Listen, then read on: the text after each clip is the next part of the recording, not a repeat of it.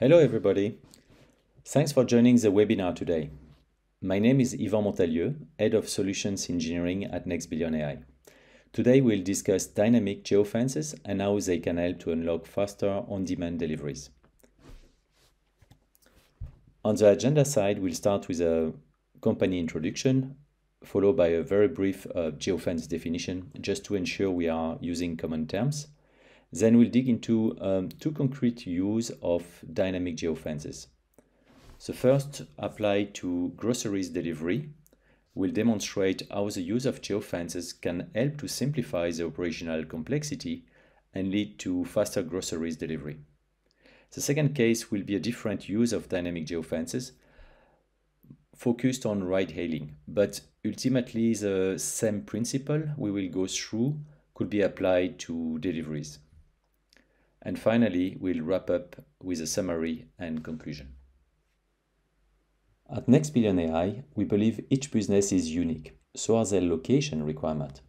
We don't really believe in the one map fits all, especially when you have to address some of the pain points like last mile delivery or accurate ETAs. As such, we provide custom map and all the tools to access the map that meet our customer requirements. We provide a geospatial platform with a complete set of services like geocoding, reverse geocoding, search, map rendering, tile map rendering in vector, raster format, routing, distance matrix, snap to road, map matching. All these features are accessible through a set of APIs and SDK that our customer can use to integrate within the application. And this all runs on top of some custom map data.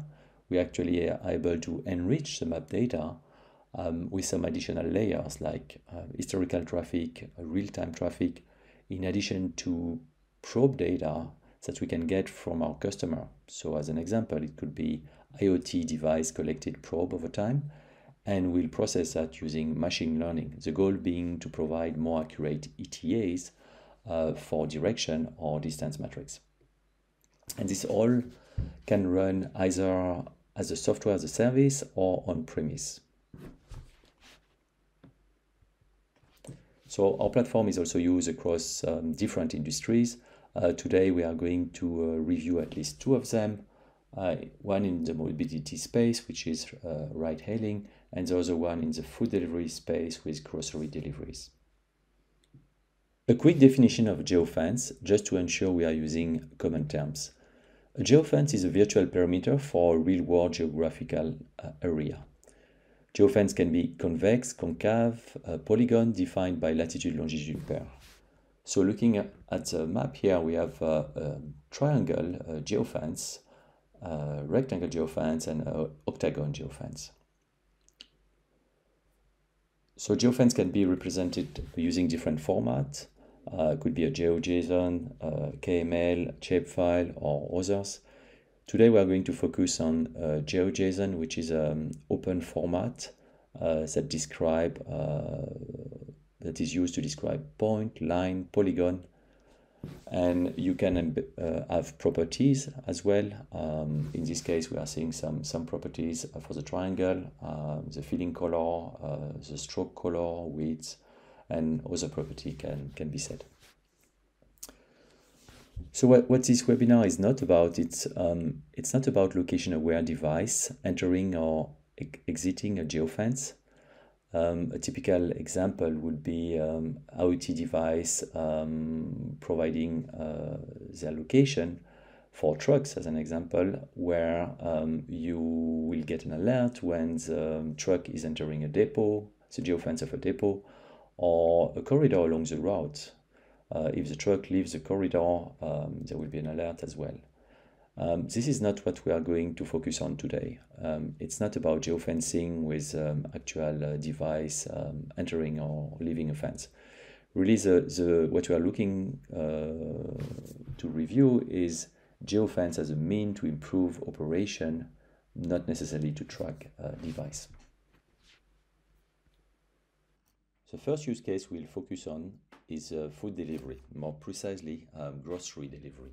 So you have operators operating in dense urban city, as an example, London, Paris, Mumbai, and many others. They tend to deliver by bikes for obvious reasons related to traffic, because bikes are able to avoid traffic.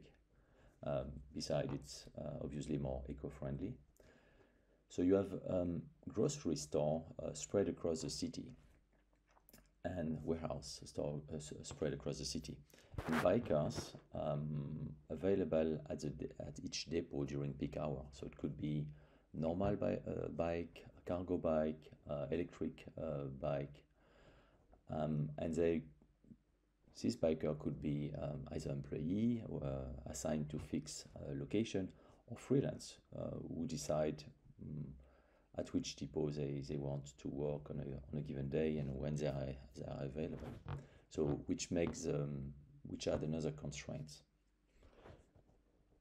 There are usually peak of activity during lunch or dinner time. So depending on the country, it varies, right? It could be from noon to 2 p.m. and in the evening 6 p.m. to 8 p.m. But basically when people are back from work and want to need grocery to prepare lunch or dinner. So today many operators have a manual assignment process, meaning they have actually dedicated staff who are looking at a map and just deciding where an order belongs to, and if they can group different order together and assign to a given biker. So it's a very manual process, which of course, as you scale and get more and more orders and more bikers, become much harder to manage. So there is a strong need to automate and optimize deliveries. The goal is to be able to keep the promise of delivery within 10 to 15 minutes, depending on the company, and ultimately customer satisfaction. As a customer, I make a call or I use my application to place an order. I expect my order to be there on time, else I will probably not use the service again. So it's a complex problem to solve, right? If you look at the map, I added to the map some pins just to illustrate some of the parameters.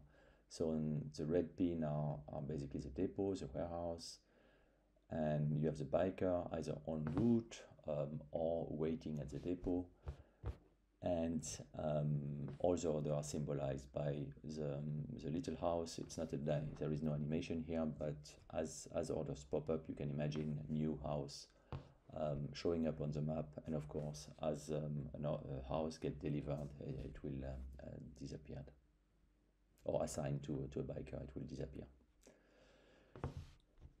So one way to address this complex problem, or at least to simplify, is to leverage the use of geofence, and that's what we are going to focus on now. But first, I would like to introduce Isodistance and Isochrone. So let's start with Isochrone. What an isochrone is, in a nutshell, it's a line on a map connecting points relating to the same time. So if you look at the map on the right-hand side, from the center, you can drive. If you can drive 5 minutes to reach the red line, taking into account the actual road network. And in between the red line and the black line, it's a 5 to 10 minute drive. So anything, and of course anything inside the red line will be less than 5 minutes. And to compute the isochrone, we take into account the underlying graph, so the map graph, the road network, and the vehicle type. Some lane are allowed for bus, or some other lane for bike, which will not apply for a standard car. So this can be taken into account when computing the drive time isochrone.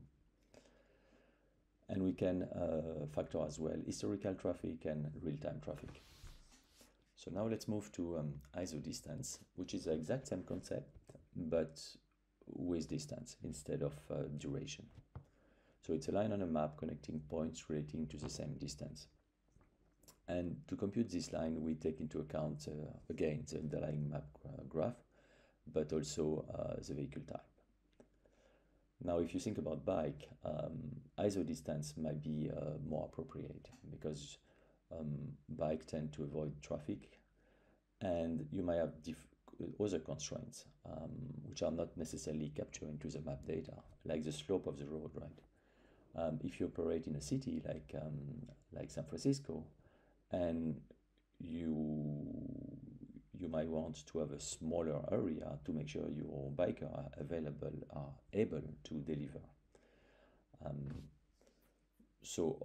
Or you might say, okay, see, I will probably assign more electric vehicle because it's going to be impossible for the biker to go uphill and downhill all the time. Now let me do a small demo on how we can generate automatically this isodistance. And what we are going to focus on is just the outer border to create one single geofence that represent one isodistance up to 1,000 meter bike time, or up to 1,500 meter bike distance, sorry. So I'm going to go to Postman, which is a tool to send a request against an API, and we have an API endpoint, which is an isodistance. And here I can set a few parameters with a vehicle type, the center coordinate point of my my GeoJSON, my geofence, and the distance, the max distance, which is 1,000 meter here, and some additional parameter like the color, the fill color, and the opacity. So I'm just sending the request, and should get a response, copying the response, going to another tool, online tool, which is called GeoJSON, which is very convenient, where I just copy over my response. And as I do that, you can see that I copy over the GeoJSON. I get the display of a geofence, which is an isodistance. So now I have my fence defined. So now we can apply the output of the API to dynamically generate multiple fence. So one fence per depot. And the size of the fence will be dependent upon some parameter, like could be the number of bikes per depot, the maximum capacity of each bike, 3 orders, the average numbers of orders for a given area. Could be other parameters like the slope and many others. But these are like the geofence where the bikers will operate in. Each group of bikers assigned to a depot will not leave his fence. So now we can apply the fence to, once we get the order, we can automatically assess in which fence it belongs to. So here we have 2 orders that belong to the green fence. We have some orders which belong to the purple fence. So we can really dynamically make this assessment now that we have fence defined. So if we look at the purple fence, we have 3 electric bike and a total of 8 orders. So the 3 electric bike can can be assigned to the 8 orders, assuming that each bike has a capacity of 3 orders. Looking at the red fence, we have 1 biker with 4 orders with a capacity of 3. He will only be able to fulfill 3 orders. Now we have one order which belongs to 2 fences, the red one and the purple one, and we could apply some logic to decide where this order should belong to.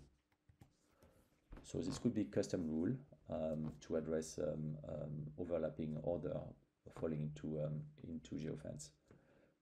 This rule could be based upon the number of available bikers at depot at a given time, but also the number of concurrent orders for each geofence. Or in addition, the bike capacity, if you have some depot with a cargo bike that can take up to 5 orders, and another custom rule.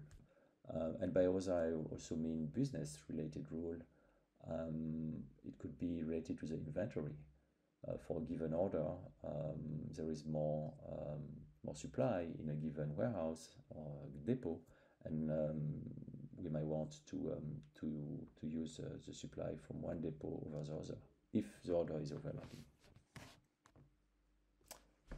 So what we have done up to now is to highlight a process to automatically generate fence based on some parameters, business parameters, and automatically assess where orders belongs to, in which fence every order belongs to. Now the next step in this process is to automate the assignment of orders to bikers within the geofence. So in order to do that, we'll use the distance matrix as an input to the optimizer. So let's review the steps. So you can use an API optimization endpoint where you send the N orders, the location, the lat long, the number of bikers, the capacity per biker, and one depot, because we operate in one geofence. The optimizer make a request to get a distance matrix by passing n+1 location, n for the orders, and +1 for the depot. We get the distance matrix back. And the distance matrix can be used as an input to the vehicle routing problem. And what the vehicle routing problem will do is give you a grouping of orders that can be assigned per bike. And for each grouping, you will have an optimized sequence for the delivery based on the road network, because it's all using to compute the actual matrix, we use the actual road network graph. So maybe we can do a demo just to show it in action.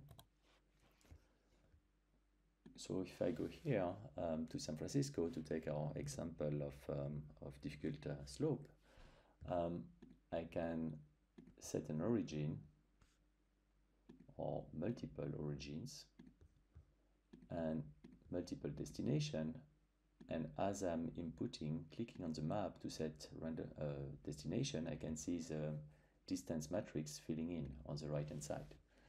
So this is the origin 1 to destination 1, origin 1 to destination 2, and so forth.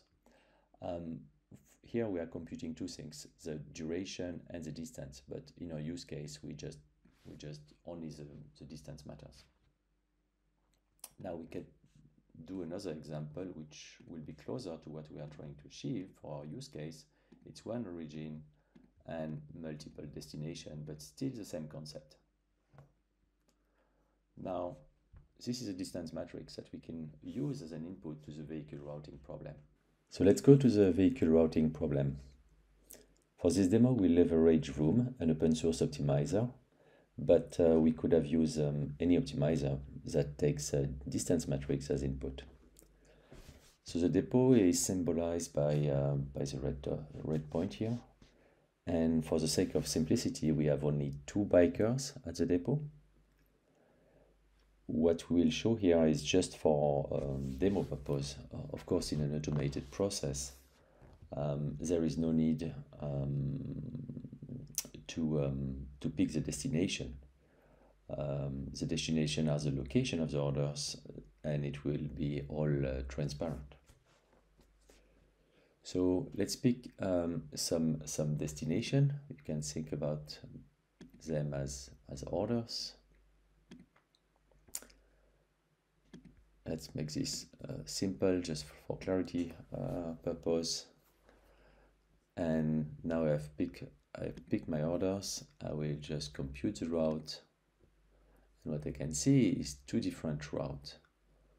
one orange route that will be taken by one biker and one blue route.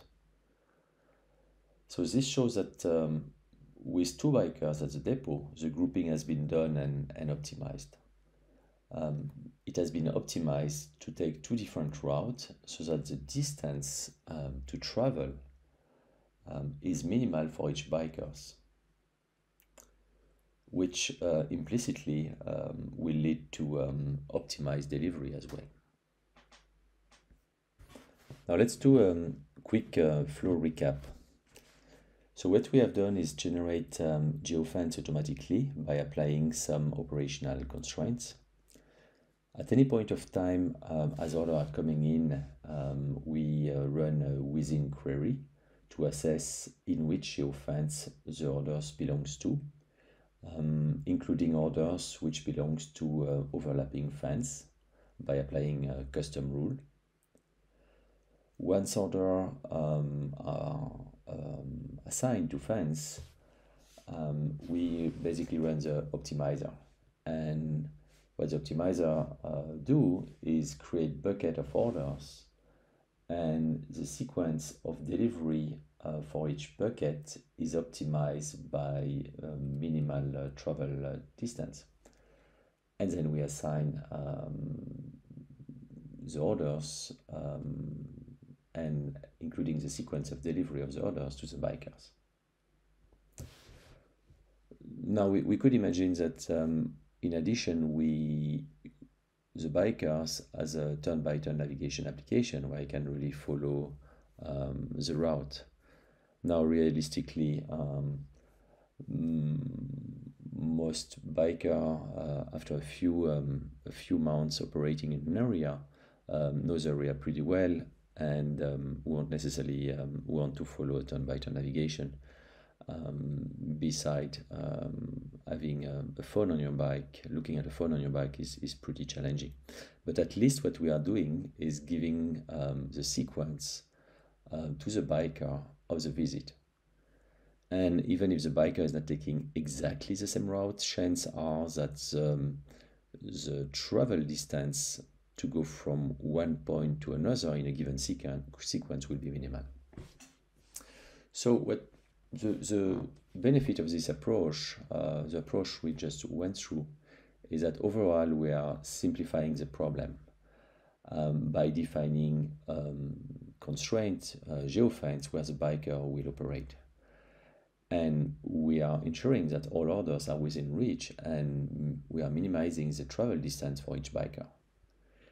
And if the parameters are correctly set, we can expect our 15-minute promise to be kept. Now let's see everything in action. I made a small animation where you can see the bike at each depot. Now we have all the order popping up at any given point of time during peak hour, and now the bike get assigned to orders and start the actual delivery. So I'm just focusing on the purple and red geofence for now, and you can see that's my first delivery, my second delivery, my third delivery, and back to the depot. Another notion I would like to highlight is the notion of temporality. Geofences do not have to be static. They can be reset during the course of a day. Different demands apply, for example, between lunchtime and dinner time for a given area, as people tend to travel within the city in the morning to go to work and go back home in the evening. So you can really imagine different demand. So the actual size of the geofence can be based upon factual data gathered over time by the operator. And the actual Isodistance can be fine-tuned over time by measuring the impact of some of the parameter change on the average delivery time.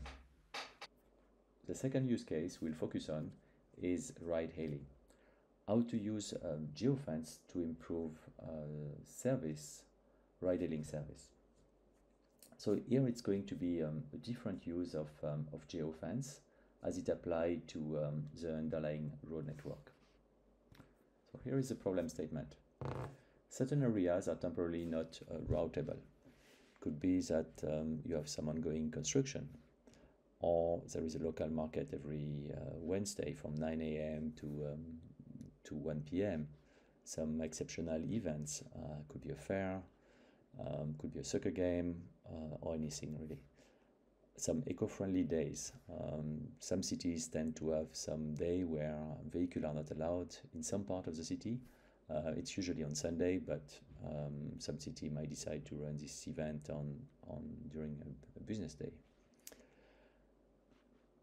Certain areas are routable, but the operator prefer to avoid to cross this area, so because they are unsafe to cross. Of course, the operator can manage where to pick the rider or to drop the rider, but he doesn't necessarily have control on how to go from A to B, right? So he might not want to cross certain area, but you need to have a way to actually change the attribute of the map data to make this possible. It could also be that there are some specific regulation where the operator is not allowed into certain area. Another case could be enforcing temporary speed limit, because you have some road work with people walking on the road next to the road. You might want, so there could be some maximum speed limit, let's say 10 km per hour. Again, some events going on so you have you can drive through an area, but there is a speed limit and could be pollution alert. When you have pollution alert, you usually have a reduction in the maximal possible speed. So let's look at the first problem statement, where you don't want an area to be routable. Here, the geofence is a way to set road closure, and we'll go into a demo where I will show you how it can be done. The key point is that the optimizer, once you have changed all the road feature inside the geofence have been set, the attribute have been set to non-navigable, then the optimizer will take into account the road closure to assign the closest taxi by duration. So if you recall our previous session about deliveries, we did compute the distance matrix, but the same could apply with duration, right? You compute the duration matrix, and the duration matrix output is an input to the optimizer. So ride-hailing company use a similar approach to optimize assignment of taxi of driver to rider. So if you look at the assignment here, you have someone here hailing for a taxi using his application. This area is closed. This taxi might be the closest actually, but there might not be any road network here he might have to go up and down.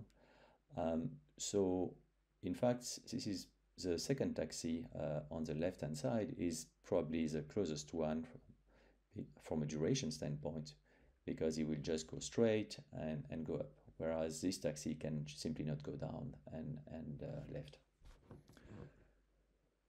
So the geofence here will do two things. One is to ensure the optimizer assigns the proper taxi, and two, enforce that the taxi stay out of the fence. Because if the taxi goes inside the fence, it might be stuck into some condition, like if there are some road work, it might be in a difficult situation to go out and find a navigable road. So assumption, of course, is that the taxi will follow the turn-by-turn navigation and the guidance provided. So the actual turn-by-turn navigation will follow the route compute on the server side. Now let's go to a demo. So here we are going to compute a route going from Carson Street up to Artesia Freeway. So this is somewhere in Los Angeles. So the origin is here. Let's pick the destination. Let me remove the previous destination, and I'm going to pick my destination here. So you can see I have a route computed from origin to destination on Lakewood Boulevard. So it's really a straight line. Now what we want to do is restrict an area next to Del Almo Boulevard. So I'm going to switch to another tool, which is a tool provided by NextBillion. We call it a road restriction tool, where you can define different type of edits you want to do to the actual attribute of the road features. So here we are going to focus on road closure. So I will create a fence. So I already have a set of points in memory, so I'm copying over. And what it's going to do is actually select all the road feature inside my fence, so that I can apply my road restriction. So now I have my fence that is selected on Del Almo Boulevard, and I can apply some rules. So first, let's give a name, maybe Del Almo Boulevard, could be or Del Almo area, because we are selecting an area. I could have a start date, right? If I want this to happen only at a certain date, or it could be that this closure will repeat a certain day of the week. Could be on Tuesday from 3 a.m. to 6 a.m. or during the day. So really you can set some rules. So in this case we are just going to say it does not end. So we have the name, we have all the feature inside the geofence will be modified to be a road closure, and this is going to apply to 2 wheels and 4 wheels. So now we can publish our change and retest using our routing tool. So now that we have modified the underlying map data attribute, we can rerun our test going from Carson Street up to the Artesia Freeway. So let's start a new session. And we can see that this area around Del Almo Boulevard is avoided. So it just shows that we have indeed modified the underlying map data attribute, and we have closed the area. So now we'll use the road restriction tool to address one of the problem statements we have highlighted previously. In this case, we don't want to block the area. We just want to ensure the speed of all the segments within a geofence are modified. If we look at this specific picture, it will be a 10 km/h. So once we have used our road restriction tool, the area can be crossed, but the optimizer will take into account the road speed profile to assign the closest taxi. So same concept as before. We perform the duration matrix, and the output is used as an input to the optimizer to assign the proper vehicle. Now, in addition to ensuring a proper assignment, we'll also get more accurate ETAs, estimated time of arrival, because now we are taking into account the maximum speed a vehicle can drive, which is 10 km/h inside the fence. So the geofence can be dynamic, right? We have seen that using the road restriction tool, we could set the fence to be only available from 9 a.m. to 1 p.m. as an example every Wednesday for local market, and this can reoccur every Wednesday. So this model can be extended to other attributes available within the map data. We have been focusing on a few attributes, but in theory there is no limit to it. It all depends on what you have in the map data and what you can edit. We have reached the end of the webinar, so I would like to quickly recap all the notions we covered today. So starting with the first one, so we have seen how geofences can be used to simplify the assignment of groceries to biker and ultimately result to faster on-demand deliveries. So the different step where we start with an isodistance, we turn the isodistance into a geofence, and then we